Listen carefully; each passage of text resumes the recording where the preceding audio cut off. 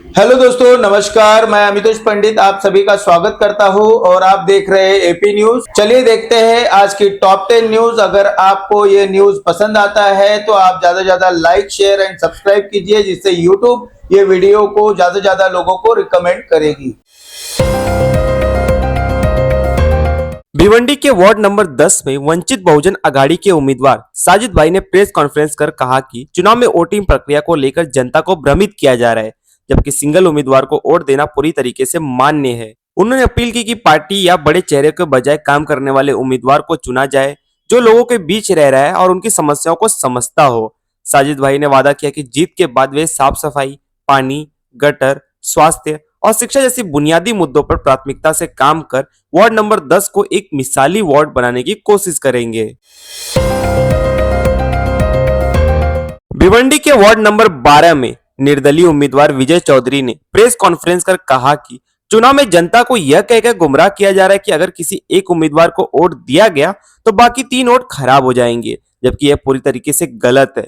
उन्होंने स्पष्ट किया कि मतदाता को 4 वोट देने का अधिकार है और 1 वोट टीवी निशान पर देने के बाद बाकी तीनों वोट अपनी पसंद के किसी भी उम्मीदवार को दिए जा सकते हैं, जो पूरी तरीके से मान्य होगा। विजय चौधरी ने कहा कि विरोधों में उनके काम और समर्थन का डर है, इसी वजह से झूठी अफवाहें फैलाई जा रही हैं।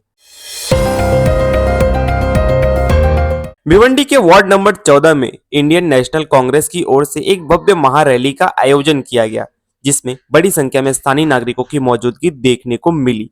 रैली के दौरान कांग्रेस नेताओं ने विकास, बुनियादी सुविधाओं और जन समस्याओं को लेकर जनता से सीधा संवाद किया और भरोसा दिलाया कि चुनाव जीतने के बाद वार्ड में साफ सफाई, पानी, सड़क और अन्य नागरिक सुविधाओं पर प्राथमिकता से काम किया जाएगा।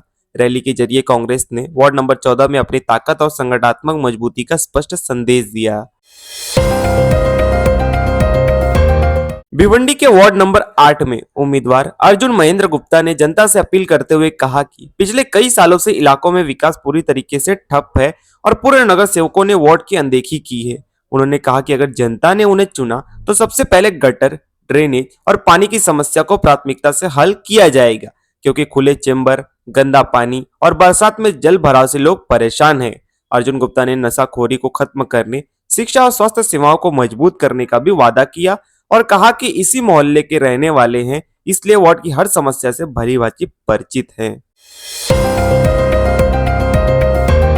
समाजवादी पार्टी के प्रदेशाध्यक्ष अबू आसिम आजमी ने प्रेस बातचीत में कहा कि जिस पार्टी से चुनकर आने के बाद उसी पार्टी को छोड़कर दूसरी पार्टी के साथ खड़ा होना सीधी गद्दारी है और आजकल ये सब पैसे और लालच की वजह से हो रहा है। उन्होंने कहा कि अगर किसी को पार्टी बदलनी है तो पहले इस्तीफा देकर खुले तौर पर जाना चाहिए। बिना इस्तीफा दिए दूसरी पार्टी के साथ खड़े होना गलत है। आरोप लगाया गया कि कुछ लोग दलाली कर भारतीय जनता पार्टी का मेयर बनवाने की कोशिश में जुटे हैं, जिसका नुकसान जनता को होगा। साथ ही यह भी कहा गया कि इस तरह की राजनीति से शहर में जानबूझकर ध्रुवीकरण किया जा रहा है और इसमें एआईएमआईएम का नाम भी लिया गया। मध्य प्रदेश के इंदौर में एक दर्दनाक हादसे में बाइक सवार 45 वर्षीय रघुवीर धातक की मौत हो गई, जब चलते वाहन के दौरान पतंग की डोर से उनका गला कट गया। यह घटना खजाराना चौक और बंगाली चौक के बीच हुई, जिसके बाद गंभीर हालत में उन्हें अस्पताल लाया गया, जहां डॉक्टरों ने उन्हें मृत घोषित कर दिया। तिलक नगर थाने के एसएचओ मनीष लोधा ने बताया कि सूचना मिलते ही पुलिस अस्पताल पहुंची और मामले की जांच शुरू कर दी गई। इस घटना ने शहर में पतंग की खतरनाक डोर को लेकर एक बार फिर गंभीर सवाल खड़े कर दिए हैं। भिवंडी के वार्ड नंबर 2 और 4 में समाजवादी पार्टी की ओर से भव्य पद यात्रा रैली निकाली गई, जिसमें बड़ी संख्या में कार्यकर्ता और स्थानीय नागरिक शामिल हुए। यह पद यात्रा बाला कंपाउंड, औचित पाड़ा और आम पाड़ा होते हुए औचित पाड़ा में संपन्न हुई, जहां पार्टी के कुल 8 उम्मीदवार 2 वार्डों में 4-4 मैदान में हैं। रैली के दौरान नेताओं ने कहा कि जनता का मजबूत समर्थन मिल रहा है और 15 तारीख को चुनाव के बाद 16 तारीख को जीत का जश्न मनाया जाएगा। नेताओं ने साफ सफाई, सड़क, पानी और शहर की बुनियादी समस्याओं को चुनाव का मुख्य मुद्दा बताते हुए दावा किया कि इस बार जनता ने मन बना लिया है और साइकिल निशान को जिताने का रुझान साफ दिखाई दे रहा है।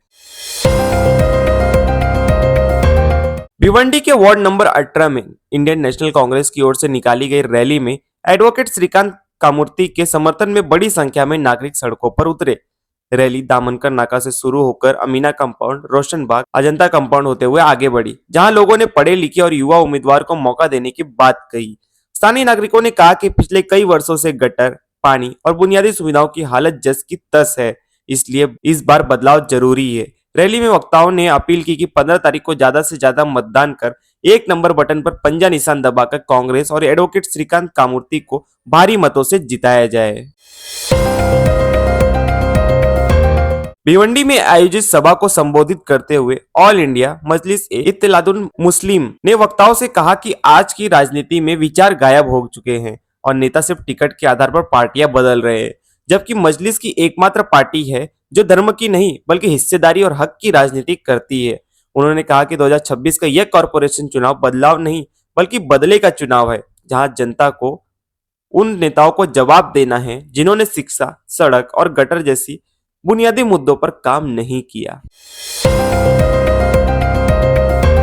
सोमनाथ स्वाभिमान पर्व पर प्रधानमंत्री मोदी का संदेश। प्रधानमंत्री नरेंद्र मोदी ने सोमनाथ टेम्पल स्वाभिमान पर्व को लेकर कहा कि यह पर्व आस्था, साहस और बलिदान की भावना का प्रतीक है।